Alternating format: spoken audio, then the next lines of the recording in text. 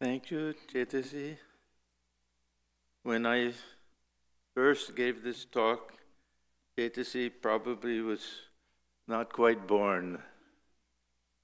There's a long backstory with regard to this topic and this talk.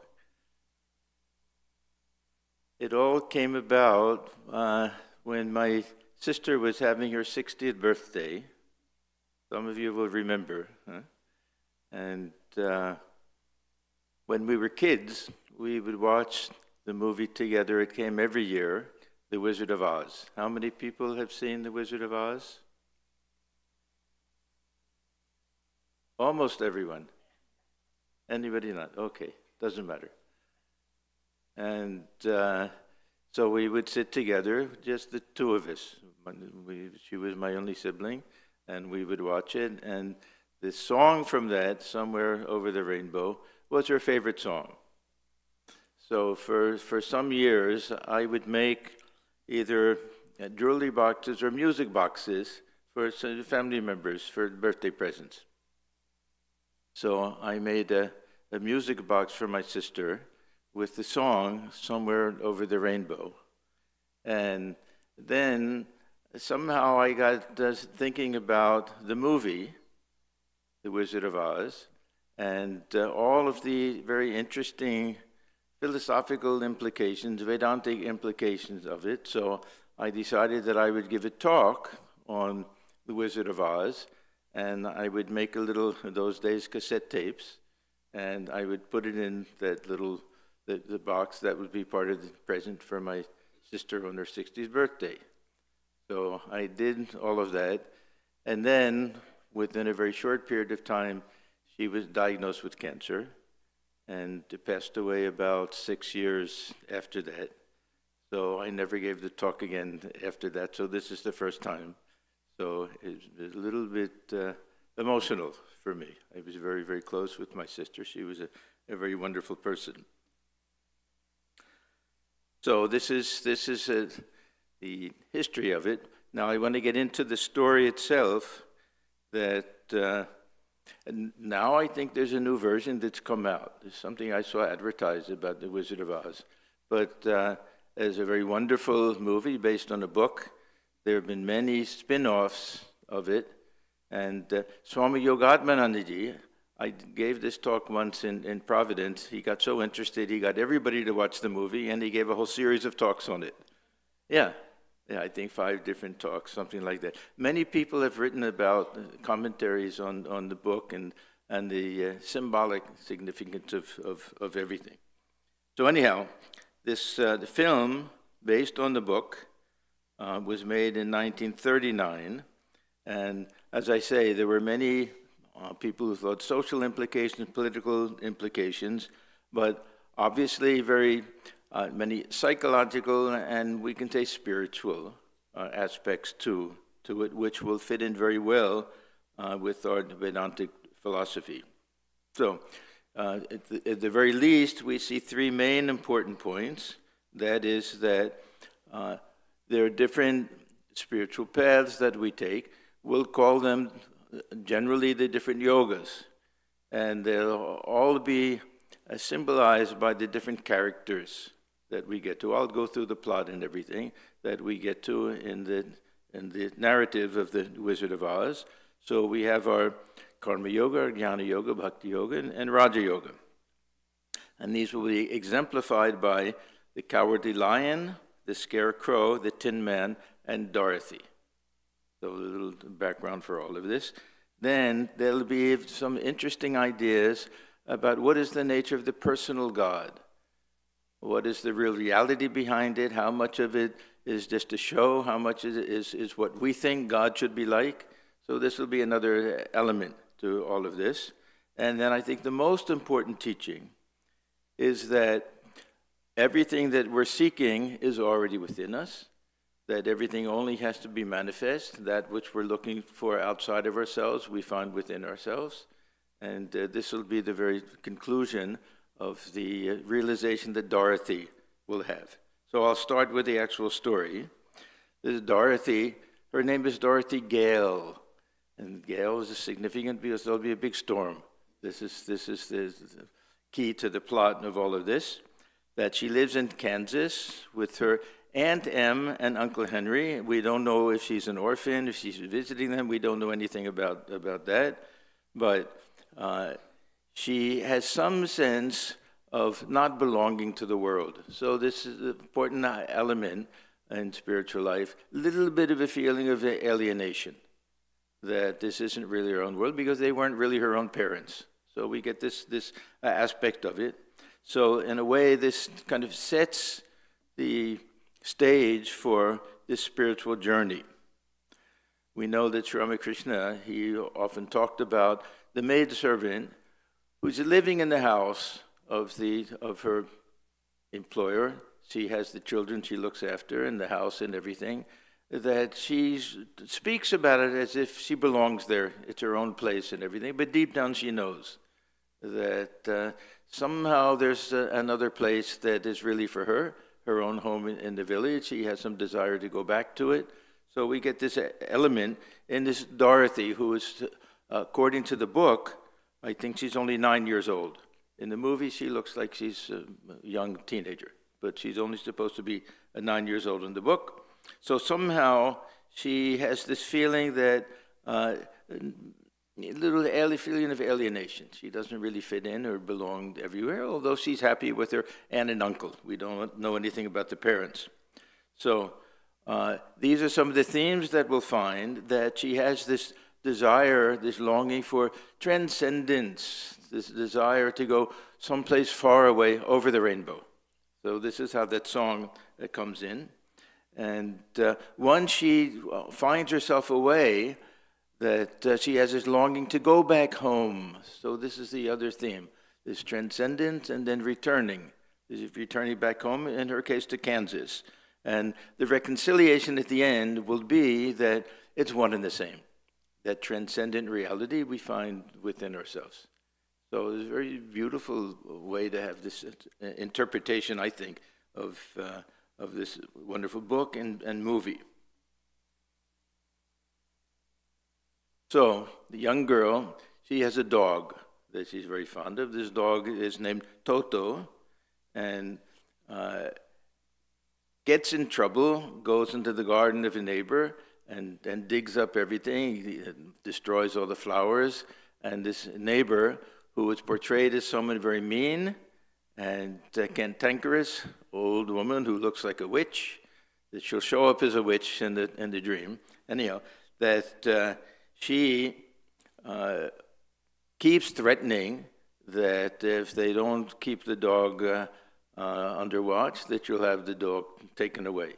So this little Dorothy, she's so afraid that she'll lose her dog. Her dog seems to be her companion. We don't see any of their friends. She's very friendly with the 3 farm hands. They'll play an important role here also.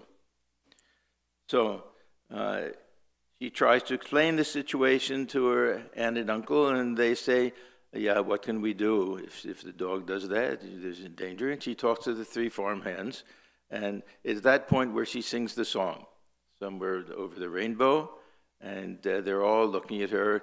It's such a beautiful song with such a beautiful adult theme to it. So this longing for a place free from all problems. You don't have to worry about somebody trying to steal your dog, that she wants to soar like a bird over the rainbow.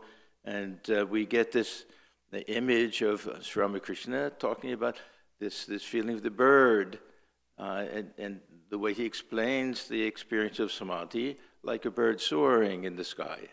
That type of freedom that it can go wherever it wants, not even under the bondage of gravity, can just defy that absolute transcendence, that type of idea. So like the bird freed from the cage, floating in the Chidakasha, in the divine space of pure consciousness. So this is why we can look upon Dorothy. She's the ideal yogi. She's the one seeking to merge herself in transcendence, to attain that state of pure awareness, pure consciousness, getting outside of herself. All of these different ideas are there. And to enter into that divine realm, thought of symbolically here as a place beyond the rainbow. Then Dorothy's worst fears are realized because this Miss Glutch is her name. Again, she grabs hold of the dog and she says that you're not going to get the dog back.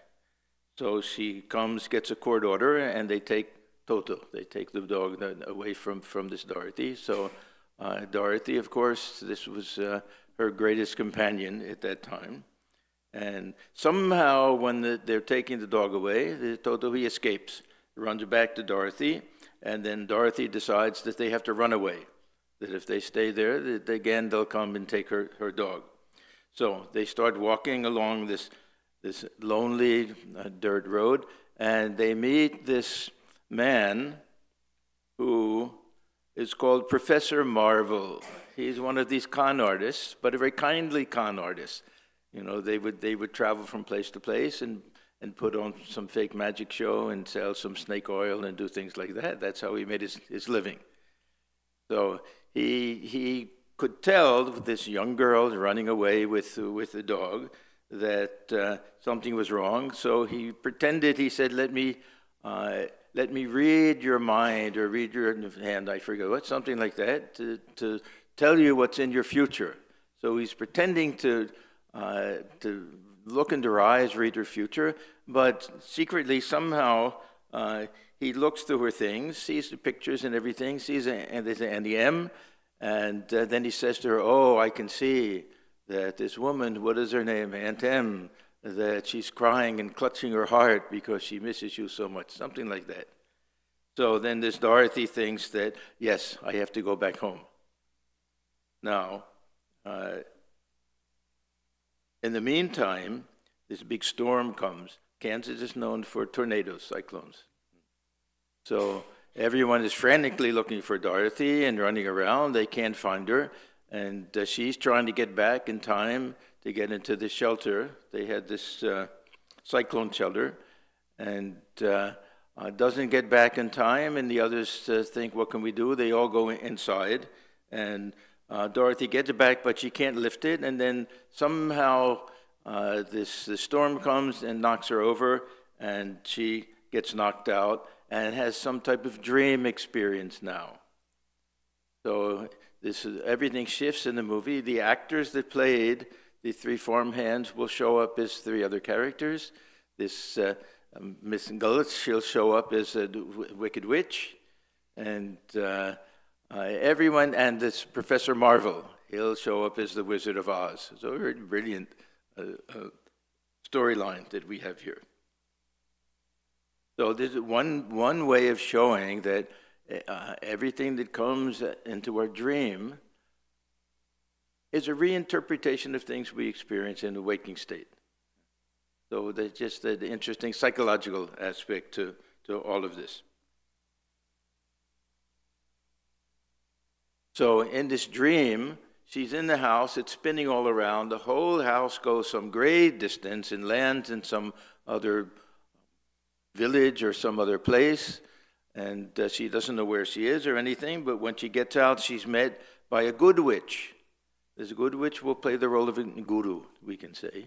And all of the other people there, munchkins, small people, somehow. And they're all singing and dancing because the house happened to land on one of the wicked. There was a wicked witch. There were wicked witches and good witches then, and killed the wicked witch. And she is considered now a great hero. This is Dorothy. And they gave her the ruby slippers that belonged to the witch. So she wears these ruby slippers. This is some type of, we can say, initiation. She's been given something by the good witch, almost like a kind of initiation process somehow. And now she doesn't know that there's tremendous power to these slippers, that these ruby slippers, they'll be the things that really can take her back home. She's not told that because now she's not ready to go back. She has to undergo this whole experience. So she has to complete this whole spiritual journey before she can go home. And she has to seek the key to going back in all other places. She has to try to go to see this Wizard of Oz and get some special boon and blessing, not knowing that she has the secret in her own feet, that she's wearing them. So this is again part of that plot. So when she was asked how she can get back to Kansas, so in the dream she remembers all of this, that her Aunt Em may be having a heart attack, so she wants to get back. So the good witch, her name is Glinda, she says, follow the yellow brick road. Okay, so there's this yellow brick road that's supposed to go all the way to the Wizard of Oz, and she can ask him for a boon. Now this follow the yellow brick road becomes like a mantra. This follow the yellow brick road, she just continues to repeat that, and she starts walking along and told that he will grant her that boon, and he'll be the wish-fulfilling tree, the Kalpataru, and that she'll be able to get back to Kansas. So this begins her spiritual journey, that faith in the words of the Guru and absolute determination to continue along the path until she gets to the end of it, and this assurance that she'll achieve what she wants to achieve when she gets there. Now, as she's going, she'll start to get these companions one after the other. The first one is the scarecrow. So we see this figure, one of the farmhands that we met before, now shows up as a scarecrow, yes, full of straw and everything. And he wants to help Dorothy, but he doesn't know which way to tell her to go. And she's a little confused, and then finally he admits that, I don't think very clearly because they forgot to give me a brain.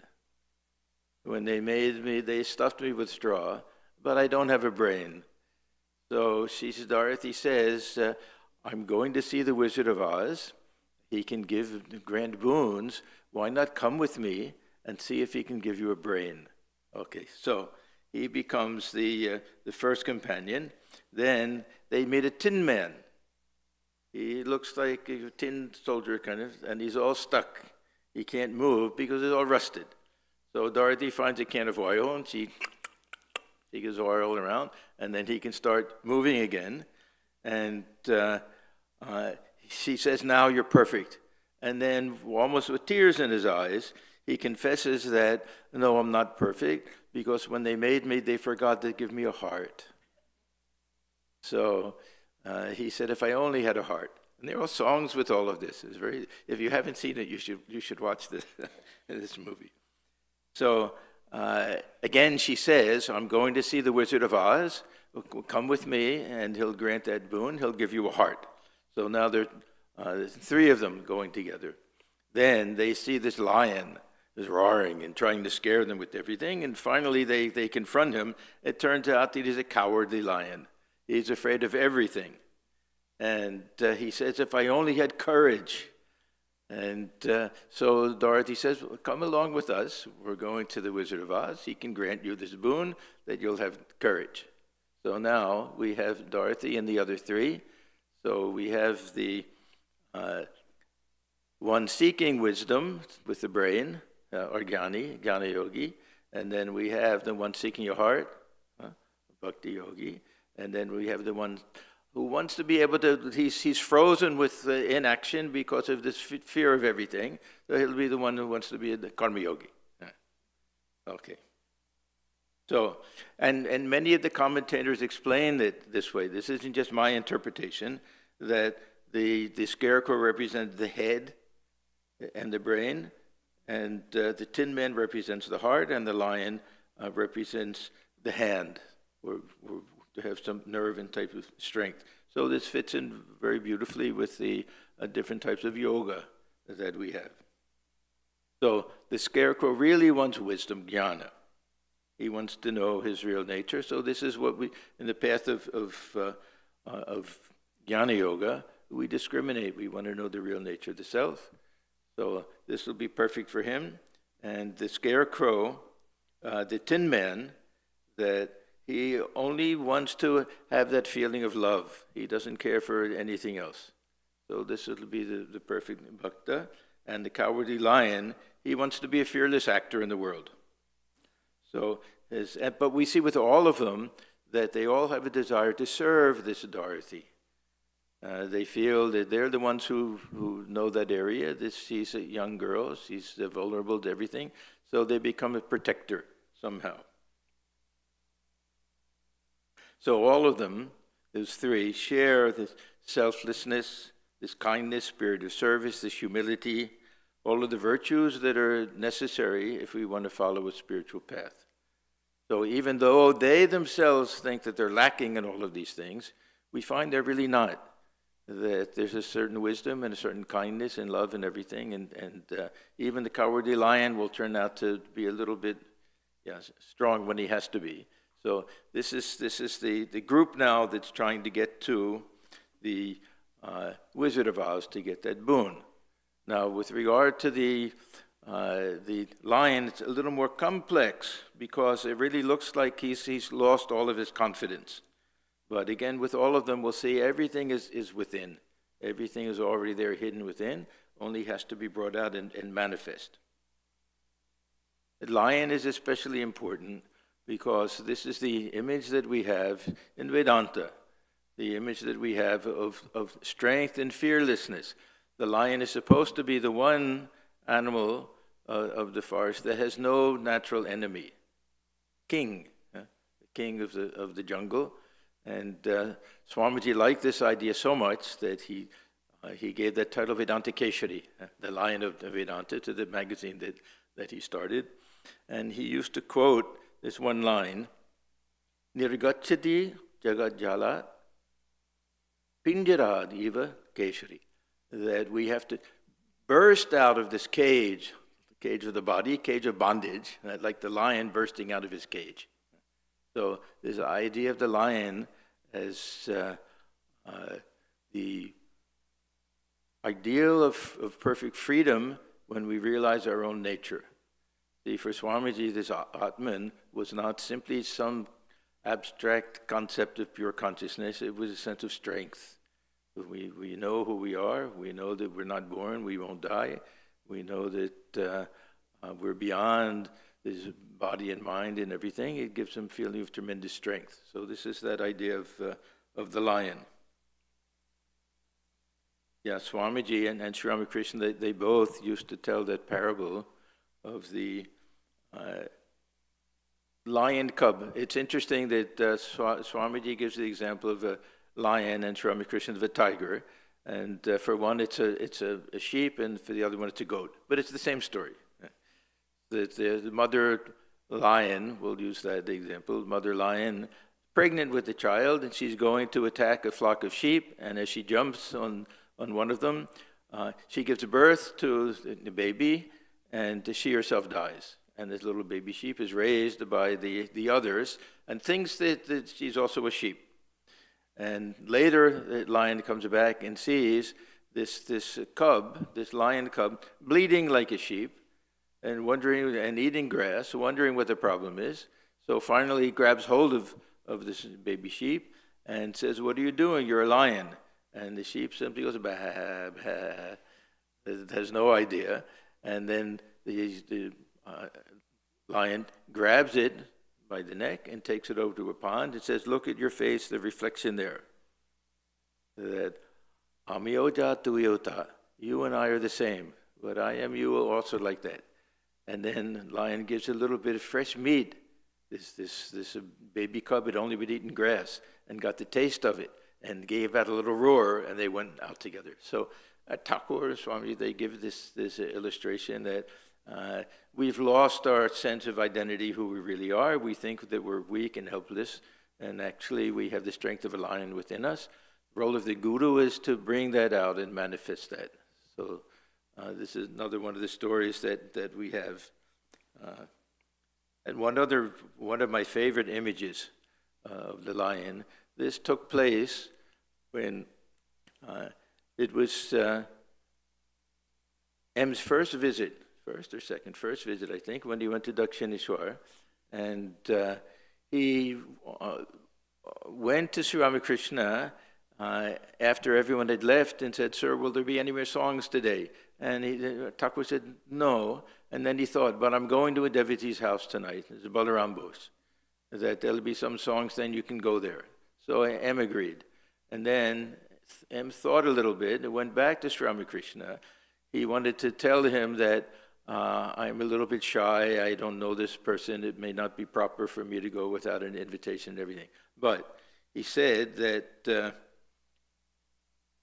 as he returned to try to find Sri Ramakrishna, and this is just as the sun is going down, that he writes, in the dim light, the master, all alone, was pacing the hall, rejoicing in the self, as Atmarama, as the lion lives and roams alone in the forest. So this is what we have with this cowardly lion, that within he has that strength and that feeling of freedom and invincibility. All of these have to be brought out. They all just have to be manifest. So this is one of the themes that we have here. So finally, they reach Oz. A lot of things happen, of course. He has to kill this wicked witch and some other things that go along there. Oh no, that'll come later. Sorry. So they get to the Wizard of Oz. They don't. It's just a big screen, and picture of a face there, and loud noise and fire and everything. They don't know what's behind it or anything, and they say they've come. They want these different boons and everything. So he puts them off. He puts them off, and he says, "No, you can't come now. You have to do a few things." And he says, you have to bring back the broomstick of the wicked witch of the West. That means basically kill her. So now they have to go, and we see as they're going on their journey that now the wisdom of the straw man, that the love and devotion of the tin man, and the courage of the lion, they're starting to manifest themselves. So this will be another theme, that it's not that we get to the end and get that boon, that gradually, by the time we get there, we've achieved what we wanted to get. So we see all of this, and then they somehow manage to do it. This Dorothy, without knowing, she throws water on the wicked witch because there's some fire, and that's the way that you can kill her. So she melts. And then they take the broomstick and they go back, and they enter again into the presence of the wizard. Now again, he's going to put them off because he doesn't really have any power. He's that same con man that we met in the beginning, showing up as the wizard. What was his name?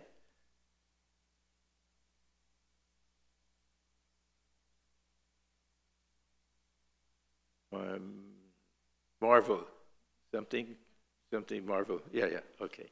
So anyhow, he tries to put them off, and the little dog Toto somehow goes behind the screen and sees that this man is there with a loudspeaker, shaking everything and operating a machine that looks like there's this real Wizard of Oz, but it's all a fake. It's just that same con man in back, who also somehow ended up in the kingdom, and maybe with the same storm, and everybody thought that he was somebody special, so he pretended. He said, yes, I have powers, I'm the Wizard of Oz, and then nobody questioned him. So they go back and they see this elderly white-haired man. Immediately we recognize him. That's Professor Marvel. We recognize them, and they see him talking into his microphone, and quickly they realize that what's going on. And they said, who are you? And he says, the great Oz has spoken. And they see that it's just him there. They know that now it's no longer on the screen. And they asked him, who are you? And he replies, I am the great and powerful Wizard of Oz. And then he figures out that he was found out. And then he explains to them what happened. He was carried away in his balloon. He used to travel in some lighter than air balloon, and also ended up there. And he kept that hidden so he could get back to Kansas somehow. And now until he can get back, everyone thinks that he's a great wizard. So at this point, we know that he can't really grant any boons. And now, so they're all disappointed. They're disappointed. And then it turns out that he's very wise, that he's not just a con. He's a con man, of course, but he's also very kind and he's very wise. So he goes to the scarecrow and he says, look, you already possess as much intelligence as all of these big shots who have big diplomas. Well, what is the difference? One has a diploma that has a PhD on it. Another person is equally intelligent, but doesn't have that. So he says that, let me give you this diploma. So as soon as he gets it, now he's doing all these calculations and mathematical things and everything. He thinks that he's now very wise. But slowly this realization comes that he really developed all of this along this journey. Before he gets to the wizard, that now he realizes, yes, I have as much intelligence as anybody, but now he has that diploma to show. Then, who do we have else? The lion. We'll do the lion next. That he says, what is the difference between you and anybody else? You don't have a medal. People who are very brave and do something in war or battle or something, they'll be given a medal they can wear around and they can tell everybody how brave I was. You're equally as brave, but let me give you a medal. So he has all these things in a box. And he gives him this medal. And then he explains something very interesting. Most people confuse cowardice with wisdom. And now, I was thinking about this. This is exactly the argument that Sri Krishna uses with Arjuna. You think you're being very wise. I'm going to say you're just a coward. You're trying to get out of all of this. Yeah. So anyhow, he explains to him also that he always had this within him, that he always had this courage within him, but now because he has this medal, now he feels it. He has some experience of that. Yeah, I wanted to get to the Tin Man because this is the most beautiful part for me of this whole story. That he says, yes, I can give you a heart, but I want to warn you that don't be so sure that you really want to have a heart. He says that hearts will not be practical until they are made unbreakable. So he's warning him that, those people who don't have any fellow feeling for other people, that they're free. They won't suffer so much, but they won't get the joy of loving people also. So I think of Swamiji, how Swamiji suffered because of how much love he had for Goodman, for his disciples who passed away, how much love he had for the whole world, and how much he suffered when he saw suffering anywhere else. So he explains, the wizard explains to him that there are people who are no more compassionate than you are, but they've been given a testimonial to how sweet and loving they are and everything. So he gives him that. And then he gives this other beautiful piece of wisdom. He says, and remember, my sentimental friend, that a heart is not judged by how much you love, but by how much you are loved by others. So this con man, this wizard, turned out to be a very brilliant, kind-hearted old man. Now, this is all interesting because this will be, for me, he will represent this idea of the personal God. The personal God. That we somehow, skeptical people very often will look upon the concept we have of a personal God in many traditions as somebody who's very vengeful, as somebody who will strike down the enemies, as somebody who may be whimsical, all different things. And the tendency is to disregard that. This has to be all nonsense, when actually The truth will be that we superimpose many ideas that we think of God, but behind that is this kind old man, is this Professor Marvel behind that. So we get this very nice idea that he represents something deeper than our own personal conception, with all of the projections that we make on this idea of the personal God. So anyhow, we start to see some of the morals of all of this, that they did not get what they were seeking for as a result of the boon of this Wizard of Oz, but through the journey that they took to get there. That was the essential aspect, and that gradually, without knowing it, they were beginning to manifest all of these things that they had within them, gradually, little by little by little, until they got to the end. And then for the wizard to just confer these things, it was just to confirm that now they had already achieved what they were seeking at the very beginning. So if we say that these three represented the lion, Karma Yoga, the tin man, Bhakti Yoga, and the straw man, Jnana Yoga, then what about Dorothy? So Dorothy, we can say, will represent this Turiya, the fourth, this transcendence, the yogi who wants to go beyond everything and realize that ultimate reality that is beyond all of the pairs of opposites, beyond good and evil, that she wants to enter into that realm beyond the rainbow, that beyond this world, that is not touched by anything in this of Maya in this world, and later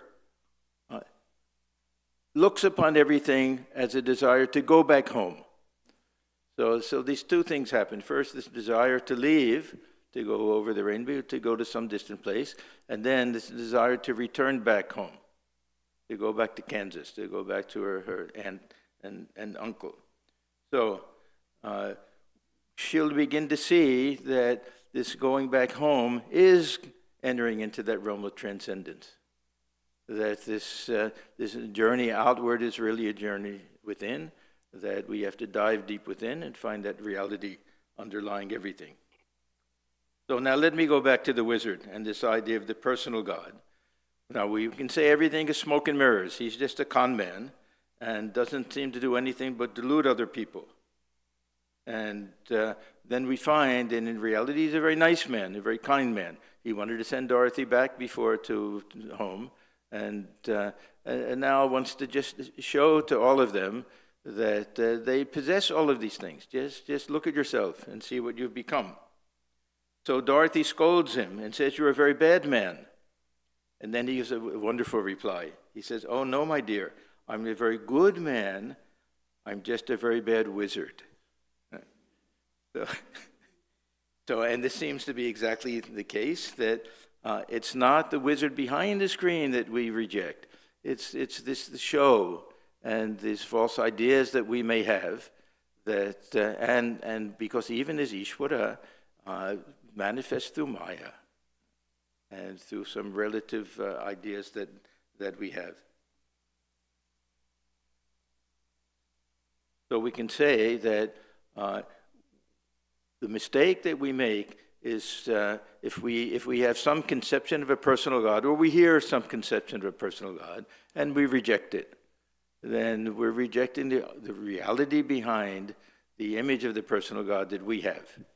Yeah, very often, if people would tell me that I don't believe in God, I would say, tell me what is the nature, explain to me the nature of this God that you don't believe in. And they would say, yes, that we'll strike people down with light, all different things. And I'd say, I also don't believe in that. It's very easy to construct a concept of God that we don't believe in. The difficulty is to come up with some concept of God that resonates with us and is based on some deeper reality and truth.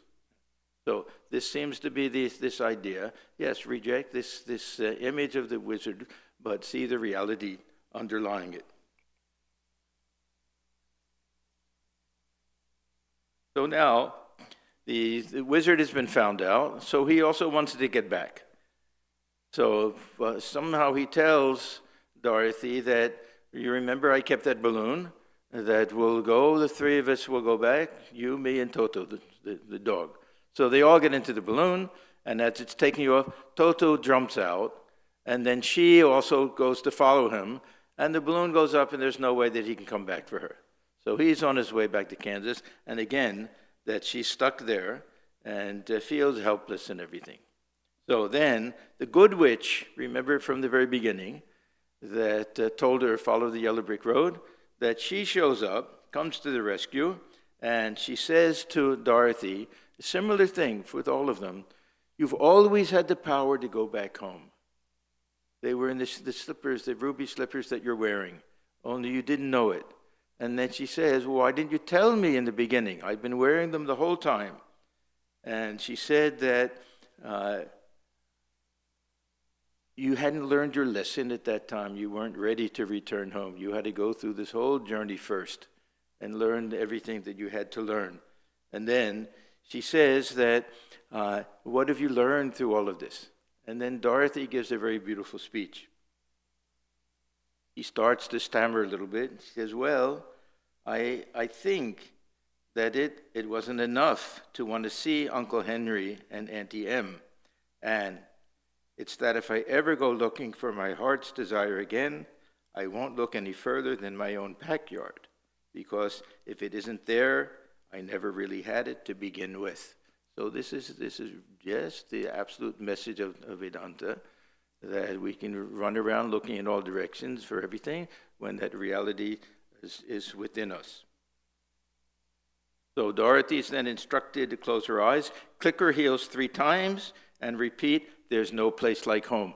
This is the second mantra that she's given. First, follow the yellow brick road to get to Oz, and now there's no place like home. So she's repeating this again and again, and as she's doing that, she awakens from her coma. Remember that she had hit her head, she became unconscious, and now she awakens there, and she sees the 3 farmhands and Auntie Em and Uncle there standing over her, and she starts to tell them, but I just saw you, you were with me, you were this and that and everything, and they all laugh at her and